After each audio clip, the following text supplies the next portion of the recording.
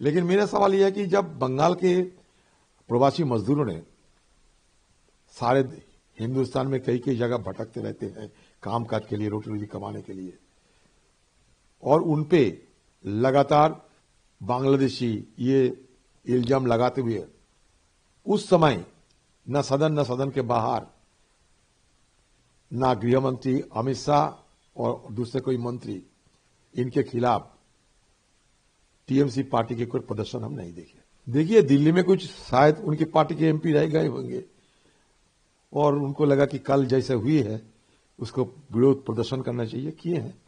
लेकिन मेरा सवाल यह है कि जब बंगाल के प्रवासी मजदूरों ने सारे हिंदुस्तान में कई कई जगह भटकते रहते हैं कामकाज के लिए, रोटी रोजी कमाने के लिए, और उनपे लगातार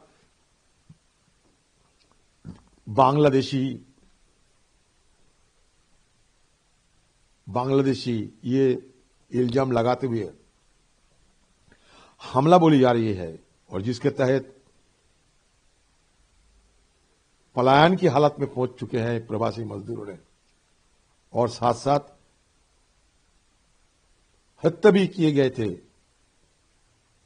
उस समय न सदन के बाहर ना गृह मंत्री अमित शाह और दूसरे कोई मंत्री, इनके खिलाफ टीएमसी पार्टी के कोई प्रदर्शन हम नहीं देखे।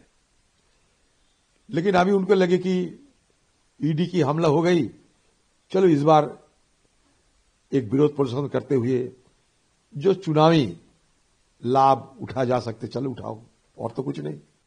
आप किसी की खिलाफ ईडी सीबीआई कार्रवाई करे, इसमें कोई हमें परवाह नहीं, क्योंकि इस तरीके के हमला हमारे पार्टी की सर्वोच्च नेतृत्व के खिलाफ भी हुई थी। हम अपनी तरीके से मुकाबला करेंगे। न्यायालय है, रास्ते है, जरूरत पर तो रास्ते पे, जरूरत पर तो न्यायालय के दरवाजा खटखटाना, ये हम करते रहते हैं, सदन के अंदर सदन के बाहर। लेकिन सवाल यह है कि क्यों ममता बनर्जी एक मुख्यमंत्री होने के नाते क्यों सारे पुलिस बल को लेकर अपने एक एजेंसी को बचाने के लिए वहां पहुंचने की जरूरत पड़ी। ये एक सिर्फ एजेंसी है,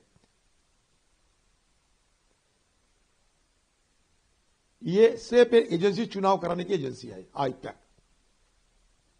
इंडियन पॉलिटिकल एक्शन कमेटी। पैसा लेते हैं, पैसा की बदले चुनाव में मदद करते हैं, और बंगाल में ये आईपैक वालों ने ही टीएमसी पार्टी की चुनाव में सबसे बड़े भूमिका निभाते हैं।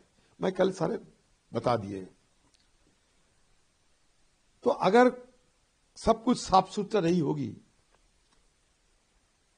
तो क्यों ममता बनर्जी को वहां दौड़ लगाने पड़ी किसी को बचाने के लिए? और जब यह जांच चल रही थी, मतलब जब ये वहां छापा मारे गए थे, जब अंदर जांच पड़ताल हो रही थी, जब सारे कागजात टटोलने जा रही थी, तो उस समय ममता बनर्जी क्यों गई सारे पुलिस बलों को लेकर? और पुलिस बलों ने सारे कागजात, खुद मुख्यमंत्री सारे कागजात लेकर वहां से निकालते हुए कह रहे हैं कि हम मोबाइल लेके आ गए, लैपटॉप लेके आ गए, और पुलिस वालों ने सारे फाइल लेके गाड़ी में लाद कर रहे हैं। ये दृश्यता में देखने को मिले। इसके साथ साथ दूसरा सवाल यह है कि ईडी वालों ने भी कैसे है कि एक मुख्यमंत्री अंदर गए और सारे कागजात, सारे रिकॉर्ड लेके वापस आराम से निकल गई और गाड़ी में लाद कर रही है सारे फाइलों पुलिस वालों ने। इसको इजाजत ईडी वालों ने भी कैसे दिए हैं? उनके साथ तो सशस्त्र बल थे। ईडी वाले इतने कमजोर क्यों है?